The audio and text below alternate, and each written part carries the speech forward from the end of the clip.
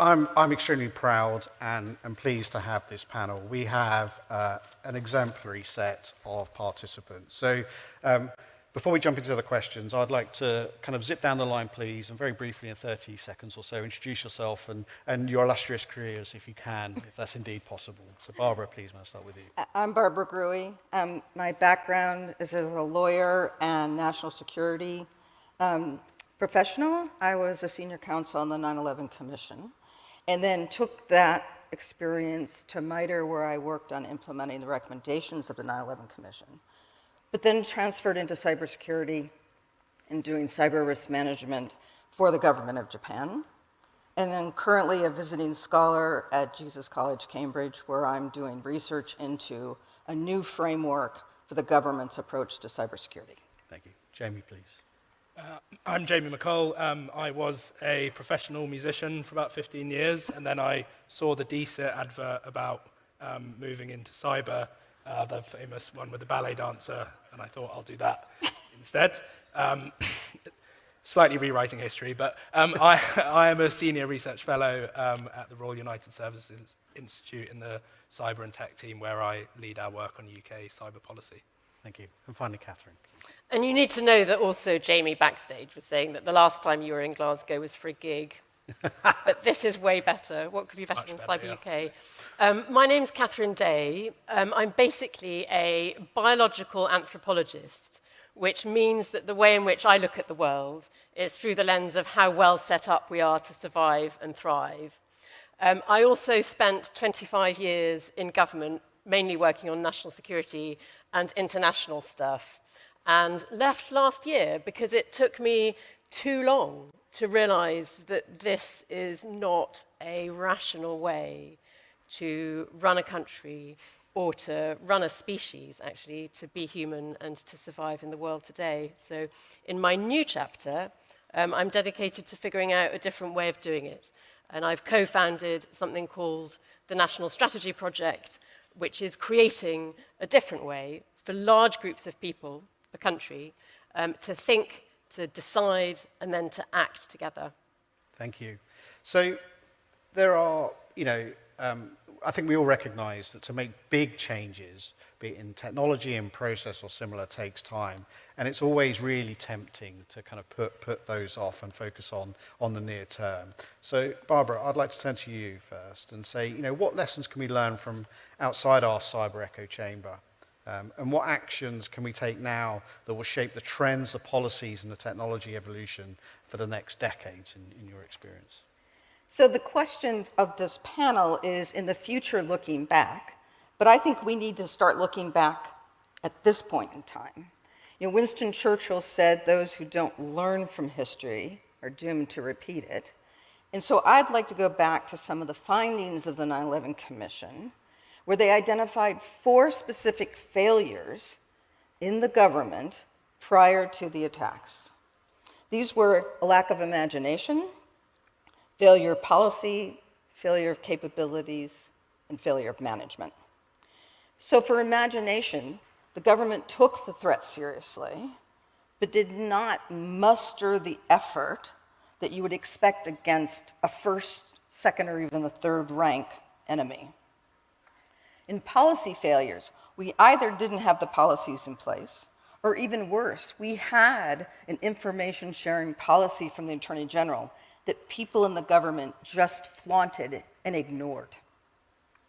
We had the lack of capabilities. We were trying to address the Al-Qaeda threat with institutions that had been around since the Cold War. And then we had failures of management. Decisions were made independently.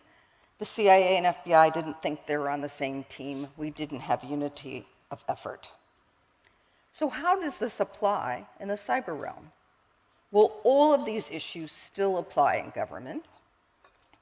But let's think about how everyone, and many at this conference, are saying that cybersecurity is a national security, economic security issue. But what does that mean in practice? So if our foreign adversary sent an intercontinental ballistic missile against our critical infrastructure, the national government would stand up and say, our job. You don't have to build an iron dome over your business or your company or in fact your home.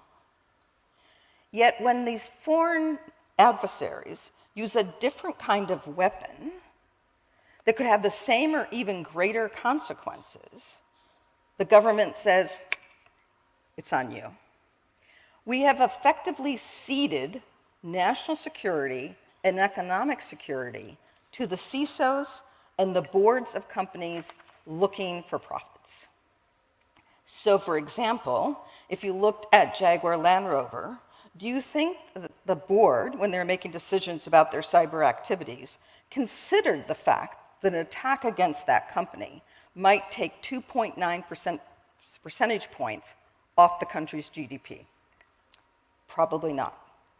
Or all of those people who have the outdated routers and cable boxes that the foreign adversary used to put malware on the critical infrastructure in the US and elsewhere, do you think that they thought, yeah, I'm not going to spend money on a new router. It may have an impact on national security, but I don't really care. They didn't think about it.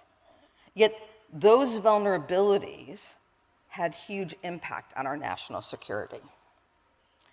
So we have to think about, how do we have a completely different mindset, how cybersecurity fits into national security and economic security, and create a new framework for that approach that will, in fact, make national security and economic security issues back in the realm of the national government.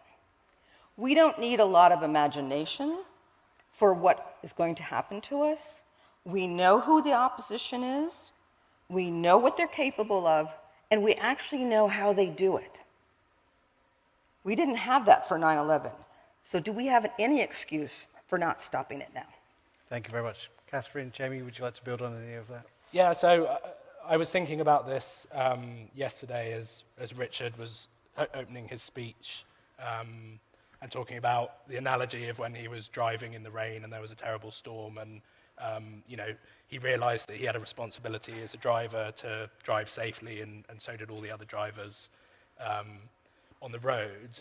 But I think when thinking about that as an analogy for how we manage cyber risk, there's a missing actor that's responsible in that, which is the manufacturer of the cars that everyone on that road is driving.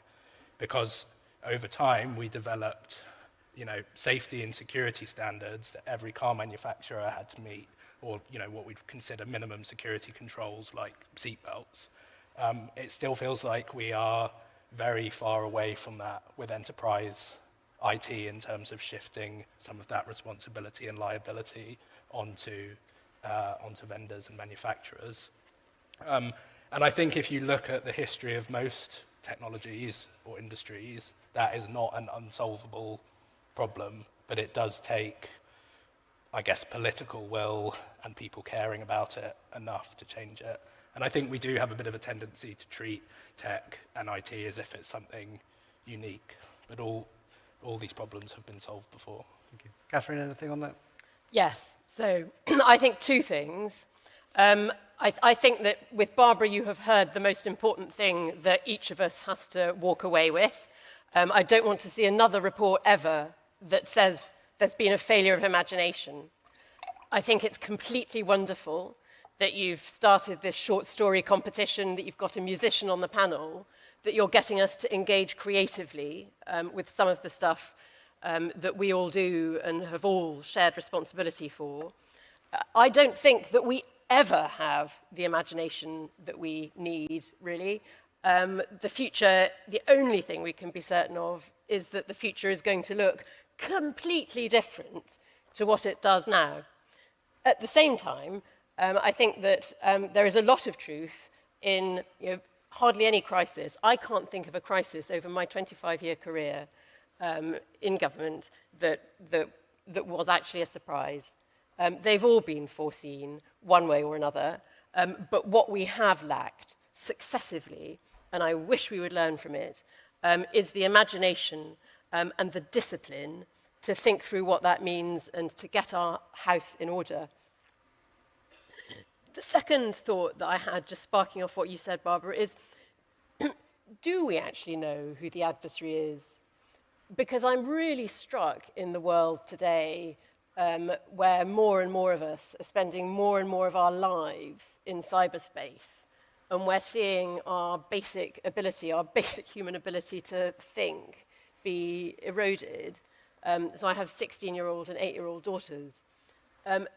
Do we actually know who the adversary is? And is there something about how we ourselves as a society are becoming a little bit of a problem if we let this keep on going unfettered? Because I see a huge erosion in our cognitive resilience and in our ability to engage critically. So I'd love us to think about that too.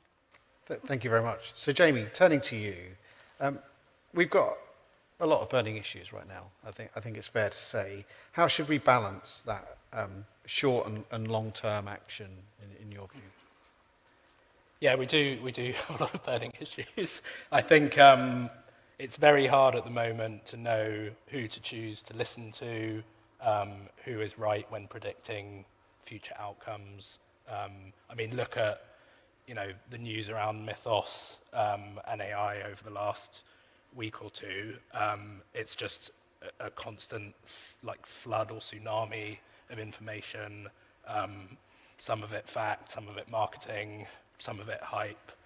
And I think in those kinds of situations, ultimately government does have quite an important role in sitting above that and actually making an assessment about, over the longer term, where do the greatest risks lie, what sort of guidance should they be giving, and how do they shape the kind of conditions in which organisations make decisions. Thank you. Catherine, Barbara, anything to build on that? So I would love to reflect on the culture that I've seen over my time in government of this learned dependency on government, which I think is a particular issue in this country. And just speaking to the point of, somebody somewhere will have foreseen some sort of problem, but this might not have bubbled up through the system. I would love us to flip that culture of learned dependency so that if we spot an issue, oh my goodness, we have a responsibility to act on it and to persist and to make sure that action gets taken on it. So there's a cultural thing there that I think that we need to turn around. We've become far too used to blaming others and shifting off responsibility rather than taking it for ourselves.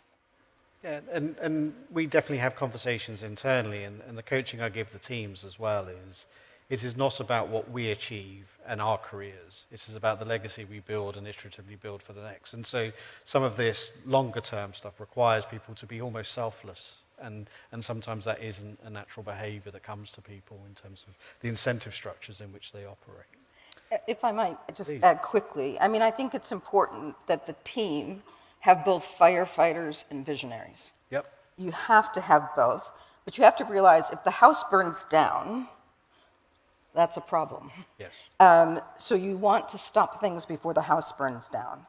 But how we address fires, I think we have to be strategic about it and have agreement as to what the effort should be and how we should do it, so that we do it within a framework as opposed to just randomly, oh, I see 5-alarm fire there, I'm going to throw all the water there, and not think about, oh, I got another one over here. And so we have to think about priorities, triage, all of that.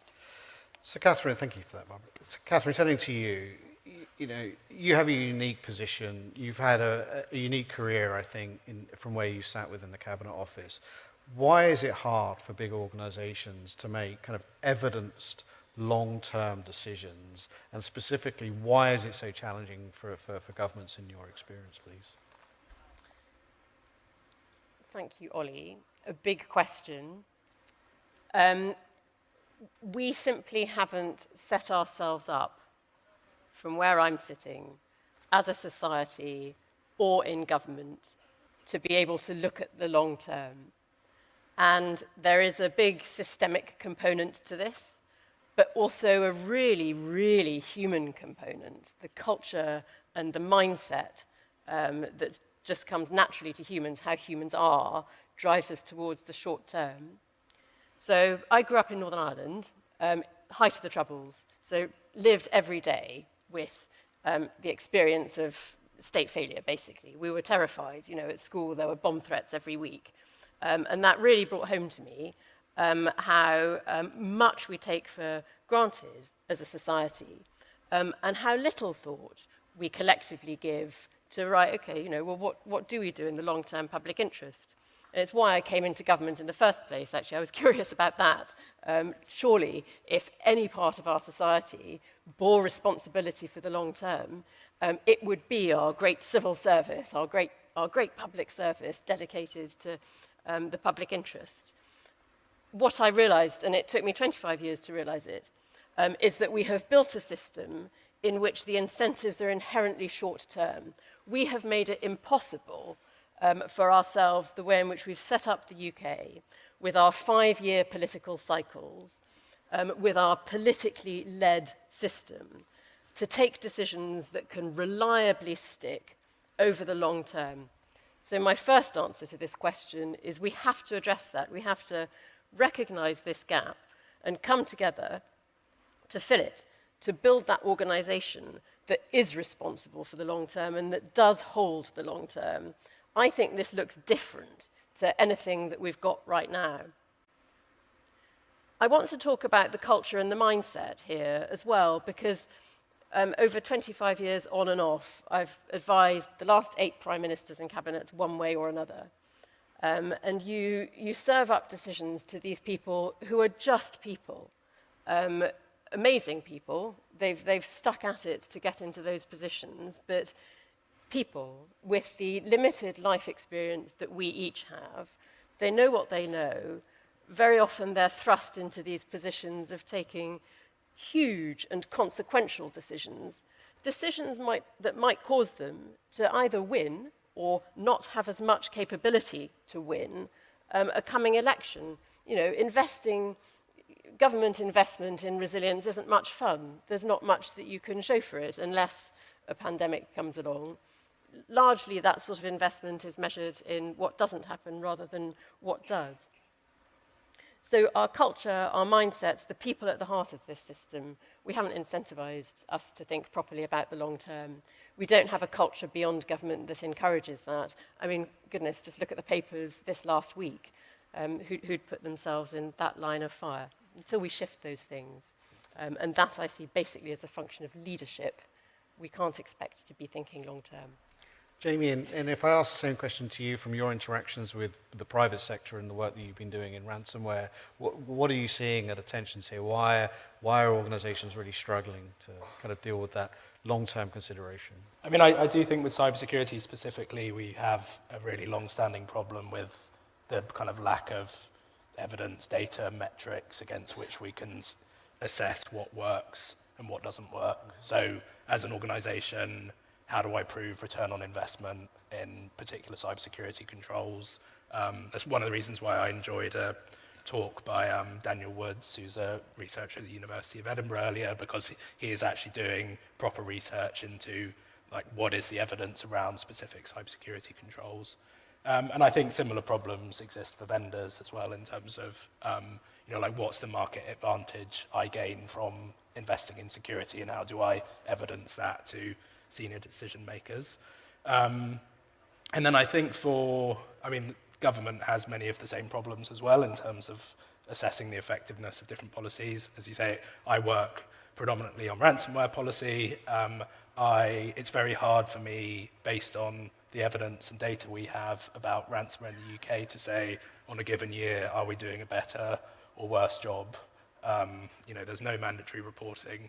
And then I think there's another phenomenon I find with government, based on my experiences with the civil service, of people rotating through jobs, and you see this when you've worked in the same policy area for a long time. If you're on a kind of 2 to 3 year rotation, there doesn't seem to be a culture of learning from what people have tried to do before, because most of the ideas we have, someone has thought about at some point and has tried to implement it. But there's no institutional memory of why did someone else try this and fail, and how do I learn from that? How do I go and find that person and speak to them? And so it's like, how do we build the incentive structures that iterative improvement is celebrated as much as the big idea? Yeah, I think so. And it's also just as basic as like we should write things down somewhere in terms of what we've tried. I may lose my value if I don't. Barbara, please. Well, I mean, I think both of your points just show that government is actually reactive and not proactive. There's just not the incentives to say, I'm going to invest money on the chance that this is what's going to happen in the future, so I want to prevent that. Yet, waiting until 3,000 people are dead, or until our critical infrastructure, we have riots in the street because there's no water, there's no power, we can't do that. And so we have to, in fact, do some kind of research into what is most likely, using our imagination, of the things that we need to really worry about, and what are some things that can probably help with that. And we just have to be able to take that leap and just say, I'm doing it even though it may not be the right thing, but it's better than doing nothing. Okay, so moving us on, there's often a question on, should a government be overly interventionist or should it allow the free market to free market? And so the question to all of you, and I'll throw it open and we'll go down the line, is, what is the role of government really in driving technology change? What should government be doing here? What is our role versus what should the private sector or the customer be driving? Well, I think the thing is that we have to have, you talked about rising all boats. We have to get the water level sort of even for everybody, and so that there's a minimum. Let them innovate past that, but if we've got CEOs or in the business world, or we've got individual citizens, or we've got people in government who are making decisions that are based on things other than what's best for the community or the world, as you talked about internationally. I mean, it's the economist in me, externalities. Yep. I mean, here it is. I mean, the biggest externalities. And so what you need to have is at least a minimum set of standards that gets everybody to a particular point, and then let the innovation go above. So you talked about the automotive situation. None of the manufacturers wanted to do seatbelts because they weren't going to do it on their own because it cost money, and it put them at a competitive disadvantage. But when you said everyone had to have seatbelts, then it got done. Okay, very good. Catherine, can I come to you next? What should the role of government be in driving technological change or technology change? I'm going to talk about the role of government in driving any change, actually, because with technological change, I see that as being like any sort of societal change. And there are real limits to what government can do. This is the biggest lesson I take from experiencing Boris Johnson's integrated review of foreign defence, security, etc. Policy. What government can do is limited. But what it can do, oh my goodness, it can act as the catalyst for the human group that is our country to face the realities. It can talk loudly about the realities and explain the realities. And that's something that I've seen us become increasingly bad at, not helped by the media environment. But this is such an important role, which actually the NCSC fulfills brilliantly in the cyberspace, calling out those realities, making people confront them. The second thing that I think government can do is enable and support the rest of society to adapt, shout about our shared responsibility, help us to see that. But really, this isn't something that it can command and control. And one of the risks that I've seen over my career is that what we expect of government doesn't quite match that. We too often expect government to solve things for us. And actually, it can catalyse, it can enable, it can lead the way. But really, ultimately, its role is to make sure that this group of people survives and thrives and to do everything to make that possible. Thank you. And there is a collective investment thing in there as well. But actually, I don't think I think that too often drives how we talk about government, and it shouldn't dominate. Jamie? I mean, I don't think government should be driving the development of technology or innovation more generally, but I do think we do have sort of 20 plus years evidence now that waiting on private markets to improve cybersecurity and resilience has just, like, frankly not worked. Like, we're just having the same conversations over and over again. I was recently rereading a lot of the older UK national cybersecurity strategies, and they basically all say the same thing about market failure, and we're still in the same place, 17 years after the first one. So I do think ultimately the role of government is just to, it's not necessarily to always directly intervene in technology markets, but just to shape that minimum baseline and the conditions in which companies make decisions. Okay, really good. Okay, so kind of bringing us home on the home straight, we've got the easy question last, which is, what would you like to see changed in the next decade?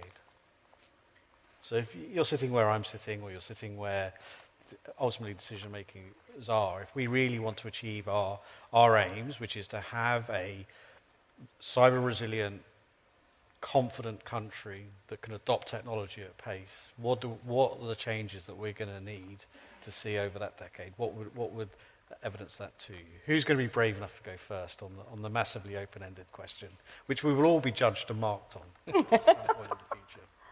I vote for the magic wand.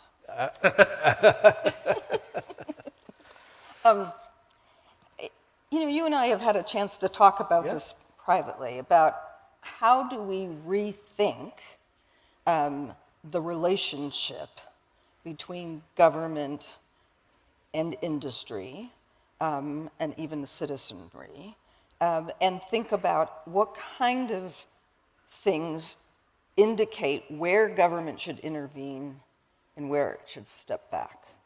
And I don't think that there's an easy answer to that, but I think we can come up with criteria that allows the government to say, okay, this is where there's market failures, we need to correct for the market failures. We don't want to stifle the markets. But I think it's really coming up with a joint understanding of that shared responsibility and who has what responsibility. But I also think it really means that government does have to step up. Not that it's the answer to everything, I agree with you on that.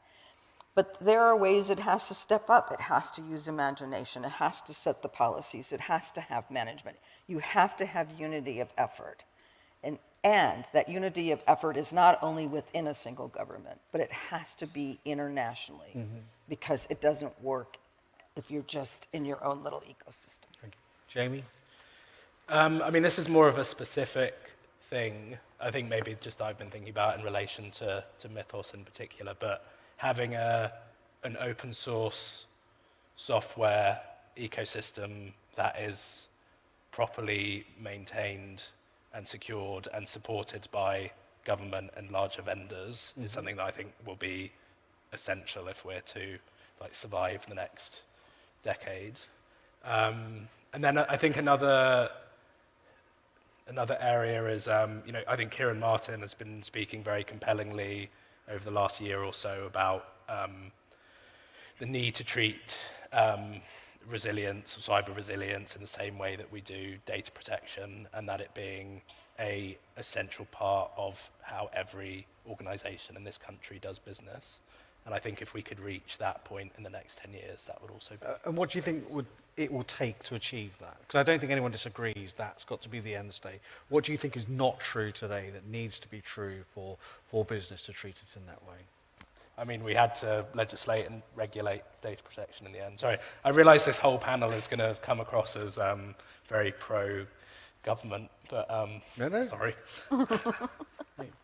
Catherine? I'll do my best to level up. Right, I think three things. Firstly, the question you gave us for this panel, Ollie, is brilliant, and is one thing that I hope everybody walking out of here will think about. What will our future selves thank us for having done now? Because ultimately, on an individual level, that's what we'll each leave behind, and that's what life needs to be about. The second thing, I think, is that we need to see equal and opposite investment in what happens when everything switches off, because that's going to happen. It's not a question of if, it's a question of when. And as anyone who has experienced a cyber attack, your next panel is going to have the brilliant Kerry on it, and we were talking about her experience of this, will know. We need, as humans, to be just as able to survive and thrive in a world without any technology or without technology operating as we are in the world in which we operate. We take all of this for granted at our peril. The third thing, I think, actually comes from another backstage conversation with another of the Cyber UK team who said, look, I just don't want to come back here again and be asking people to act again by this time next year, let alone in 10 years' time. I want us to have done what it takes to make this society to survive.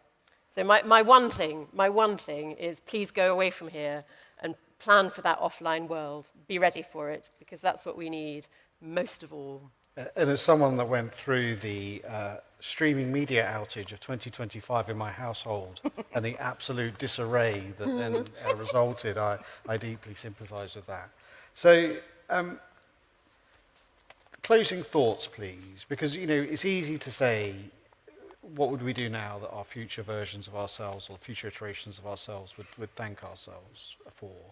But that isn't, I think, Catherine, as you've alluded to, that doesn't come natural to the human species, I guess. So how do we create, and I appreciate you're not prepared for this question, but how do we create the incentive structure? How do we create the kind of the cultural anchor where people will work for future custodians of these roles and for society as a whole? What do we think needs to be true there? Is it a communications problem? Is it a societal cohesion problem? Is it a community cohesion challenge? What is it? Catherine, can I start with you? Yeah, sure. So I think two things. Firstly, it's not going to feel happy and comfortable, if you're thinking and acting on what we've just been talking about. It's going to take courage, and it's going to take change. And this isn't going to be back to work, take it easy, carry on as usual. So that's the first thing, I think, and let's just be ready for that and support each other through that. The second thing, I think, which builds on that, is that above all, this is going to take extraordinary leadership. And I see leadership as being something completely different to management. Management is about keeping our organizations going. Leading them is about taking them into a future that we haven't yet created and that we're part of creating. And that's how we can build within ourselves and across our organizations and in our country and species the courage to do the stuff that has to be done. And this is particularly important. Because what I see at the moment, especially in this country, but not exclusively in this country, is a crisis of leadership. This isn't something that we think about every day. What does it take to lead a nation?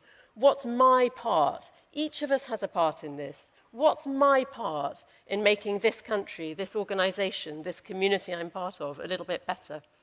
So maybe that's the first step. Let's go away and think about that. Jamie, and act on it. Thank you, Catherine. Any closing thoughts from you, Jamie? I think we need a stronger shared national mission on this than we currently have. I mean, I travel a lot to Eastern Europe and Scandinavia and places like Taiwan for my job, and there's a much greater collective sense of preparing for the worst. And maybe that's just because they literally are geographically closer to Russia and China, but I think there's also something perhaps deeper within society that we have not managed to redevelop in recent years. Barbara, last 30 seconds of closing. Yeah, well, I think the fact we can't rely on individuals to do what's best for everybody, because again, we're talking externalities. So let's go to the British law that said IoT manufacturers have to make it so people can't use bad passwords, because we kept telling everyone, no bad passwords, and they said, yeah. And so the government finally said, okay, we're going to make it so you just can't use bad passwords. So I think we have to create structures that make it so people behave in ways that are for the collective good, and we can't count on them to do it on their own. Ollie, Yes, please, Catherine. sorry, very disruptive, this No. beautifully managed panel, but I wanted to riff off what Jamie said, because that, I think, is the most important thing I've heard in this panel, and what a fantastic challenge to us as a community, by this time next year, to have shaped our first ever, genuinely cross-sector national mission around cyber resilience. I think if we could do that, tremendous. Excellent. So hopefully what you've heard here is, and to borrow a phrase from a previous chief exec of mine, it's just us. No one else comes and does this for us. So how we bond together and ensure that the long-term outcomes that we seek are achieved, there's no one going to do this for us. It is this group, and it starts hopefully here. So we'll take Jamie's challenge and try and cohere a country in 12 months, or not. So please join me in thanking the panel for their contributions.